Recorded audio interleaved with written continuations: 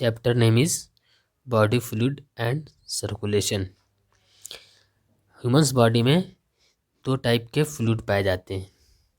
Body fluid कितने होते हैं? ह्यूमंस बॉडी में दो होते हैं। एक होता है blood, first is blood and second is lymph.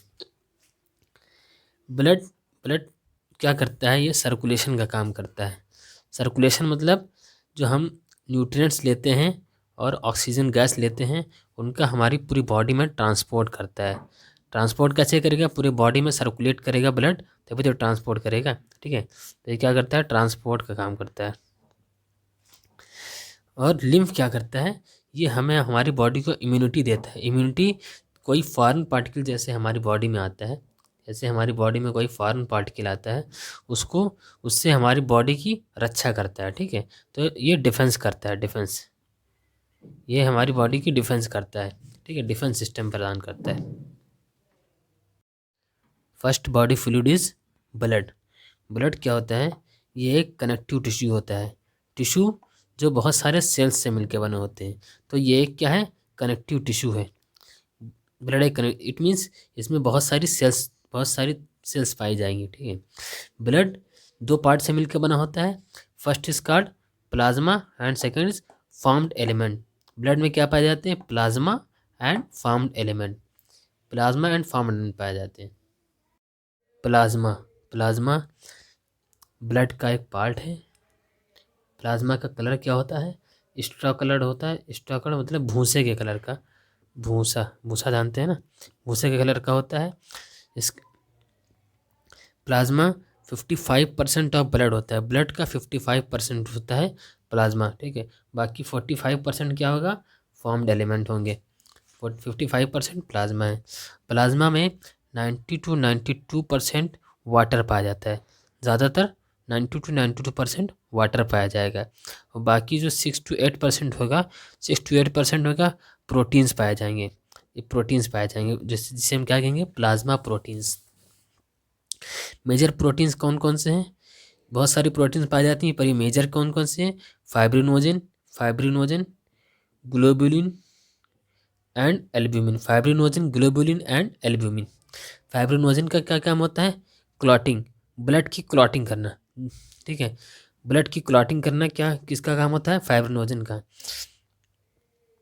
और ग्लोबुलिन क्या होता है? ग्लोबुलिन डिफेंस मैकेनिज्म में काम करता है। जैसे मैंने बताया था कि लिम्फ डिफेंस मैकेनिज्म में काम करता है, उसी तरह ब्लड भी करता है। ग्लोबुलिन डिफेंस मैकेनिज्म में काम करता है। एंड एल्ब्यूमिन ऑस्मोटिक बैलेंस बनाता है। ब्लड में osmotic balance means ions, electrolytes या आयंस का कंसंट्रेशन मेंटेन रखता है। ठीक है, एल्ब्यूमिन क्या करता है? जो कंसंट्रेशन किसी भी इलेक्ट्रोलाइट का, जैसे सोडियम का या क्लोराइड का, इसका ज़्यादा ना हो जाए ब्लड में, तो उसको मेंटेन कौन करता है? एल्ब्यूमिन। तो ऑस्मोटिक बैलेंस करता है। Fibrinogen clotting, globulin defence mechanism and albumin osmotic balance. ये क्या है? इनका वर्क है। प्लाज्मा में बहुत सारे इलेक्ट्रोलाइट्स भी पाए जाते हैं, जैसे sodium ion, calcium ion, magnesium ion, bicarbonate ion and chloride ion, और glucose, amino acid and lipid. ये सब स्मॉल अमाउंट में भी ये भी पाए जाते हैं।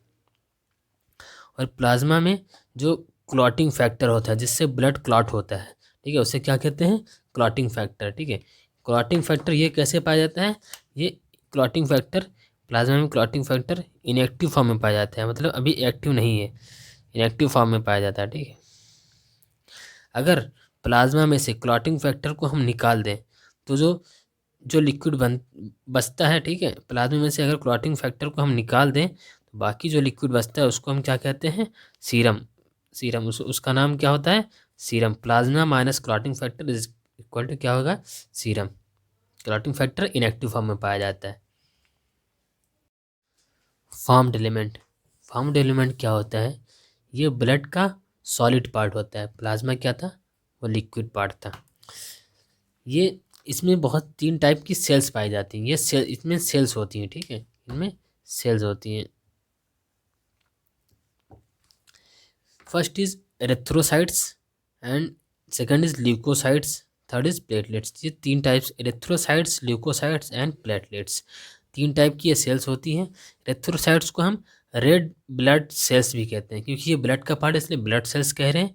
और रेड मतलब लाल कलर की, इनका कलर रेड होता है, इसकी वजह से इनको हम रेड ब्लड सेल्स भी कहते हैं।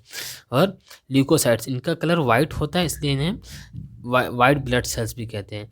प्लेटलेट्स को हम थ्रोम्बोसाइट्स भी कहते हैं, थ्रोम्बोसाइट्स। इन दोनों को अगर हम कलेक्टिवली बात करें, एक साथ अगर इनकी बात करें, तो इनको हम फॉर्म्ड एलिमेंट कलेक्टिवली कहते हैं। यही होते हैं formed element, erythrocytes, leukocytes and platelets. RBC, RBC क्या होती है? ये फॉर्म्ड एलिमेंट है। आरबीसी को हम एरिथ्रोसाइट्स भी कहते हैं। और आरबीसी के नंबर 5 से 5.5 मिलियन पर मिलीमीटर क्यूब ऑफ ब्लड होता है। मतलब 1 मिलीमीटर क्यूब ब्लड में 5 से 5.5 मिलियन आरबीसीज होंगे। ठीक है। आरबीसी का फॉर्मेशन कहाँ होता है? रेड बोन मैरो में होता है। आरबीसी का फॉर्मेशन रेड बोन मैरो में होता है। और आरबीसी में जो है न्यूक्लियस नहीं पाया जाता है। आरबीसी में न्यूक्लियस नहीं पाया जाता है, क्योंकि आरबीसी मतलब रेड ब्लड सेल्स, ये भी एक तरह की सेल्स हैं, पर इन सेल्स में न्यूक्लियस नहीं पाया जाता है। और इनका शेप जो है, शेप कैसा होता है? बाइकॉन्केव। बाइकॉन्केव मतलब दोनों तरफ से कॉन्केव, ऐसे चपटा हुआ होता है, ऐसे चपटा हुआ होता है। ठीक है, इनका शेप चपटा हुआ होता है, इसलिए इसे क्या कहते हैं? बाइकॉन्केव शेप। इनकी लाइफ स्पेन, इनकी लाइफ कितनी होती है? 120 डेज। इनकी लाइफ 120 डेज होती है। इनकी लाइफ 120 डेज होती है। इतनी कम इसलिए होती है क्योंकि इसमें न्यूक्लियस नहीं पाया जाता है। न्यूक्लियस के एब्सेंट की वजह से इनकी लाइफ स्पेन 120 डेज होती है। और जब इनकी लाइफ स्पेन ख़त्म हो जाए तो ये इनकी डेथ कहाँ पर होती है? इनकी डेथ और इनको डिस्ट्रॉय कहाँ किया जाता है? स्प्लीन में किया जाता है। स्प्लीन एक हमारी बॉडी का एक ऑर्गन है, इसे स्प्लीन कहते हैं। यहाँ पर आरबीसीज को डिस्ट्रॉय किया जाता है। ठीक है, ये इसे क्या कहते हैं? स्प्लीन को कहते हैं ग्रेवयार्ड। ग्रेवयार्ड, ग्रेवयार्ड मतलब कब्रिस्तान ऑफ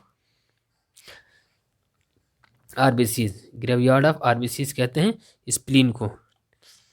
और आरबीसी के फॉर्मेशन को क्या कहते हैं? एरिथ्रोपोएसिस या एरिथ्रोसाइट्स। आरबीसीज को एरिथ्रोसाइट्स भी कहते हैं, इसलिए इनके फॉर्मेशन को कहेंगे एरिथ्रोपोएसिस। और जब ब्लड सेल्स, ब्लड के फॉर्मेशन को कहेंगे हिमेटोपोएसिस। ब्लड के formation of blood is called haematopoiesis. Formation of RBC is called erythropoiesis. RBC में एक हीमोग्लोबिन नाम का एक कॉम्प्लेक्स प्रोटीन पाया जाता है। हीमोग्लोबिन नाम का कॉम्प्लेक्स प्रोटीन पाया जाता है। कॉम्प्लेक्स प्रोटीन क्या होता है? कॉम्प्लेक्स प्रोटीन वो होते हैं जो प्रोटीन से और नॉन प्रोटीन पार्ट से भी मिलके बने होते हैं। ठीक है, इसमें हीमोग्लोबिन में एक ग्लोबिन क्या है? ग्लोबिन ये 2 पार्ट से मिलकर होता है। ग्लोबिन एक प्रोटीन होती है। ठीक है, ग्लोबिन प्रोटीन होती है। ये होती है हीम, एक red colour iron containing pigment होता है। ठीक है, इसे कहते हैं हीम। ये नॉन प्रोटीन पार्ट होता है, ये नॉन प्रोटीन पार्ट होता है। तो ये कॉम्प्लेक्स प्रोटीन है जो आरबीसीज में पाया जाता है। इसे क्या कहते हैं? हीमोग्लोबिन। हीमोग्लोबिन ग्लोबिन प्रोटीन और हीम नाम के नॉन प्रोटीन पार्ट से मिलकर बना होता है। और इसमें आयरन पाया जाता है। हीमोग्लोबिन में आयरन पाया जाता है। ठीक है, हीमोग्लोबिन का कलर क्या होता है? रेड होता है। हीमोग्लोबिन का कलर रेड होता है। इस वजह से इनकी वजह से आरबीसीज का कलर भी रेड होता है, इसलिए इन्हें आरबीसी रेड ब्लड सेल्स, इसी की वजह से इनका नाम रखा गया है रेड ब्लड सेल्स। और इनकी संख्या, इनका जो वेट होता है 12 to 16 gram haemoglobin 100 ml blood में पाया जाता है। अगर हम 100 ml ब्लड लें तो उनमें कितना? 12 to 16 ग्राम हीमोग्लोबिन पाया जाएगा। ठीक है, 12 to 16 ग्राम हीमोग्लोबिन पर 100 ml ऑफ ब्लड। अगर 100 ml ब्लड लें तो 12 to 16 ग्राम हीमोग्लोबिन पाया जाएगा। अगर 12 ग्राम से कम अगर हीमोग्लोबिन पाया जा रहा है, 12 ग्राम से अगर कम हीमोग्लोबिन पाया जा रहा है 100 ml ब्लड में, तो उससे एक डिजीज़ होती है। उस डिजीज़ को क्या कहते हैं? एनीमिया। उसे क्या कहते हैं? एनीमिया। 12 ग्राम से अगर कम है तो उसे डिजीज़ होती है, उसे क्या कहते हैं? एनीमिया।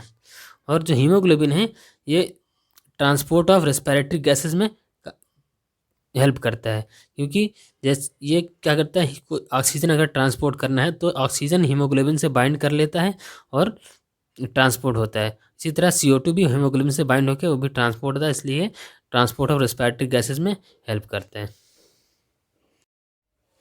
WBCs क्या होती है? White blood cells. WBCs को हम ल्यूकोसाइट्स भी कहते हैं।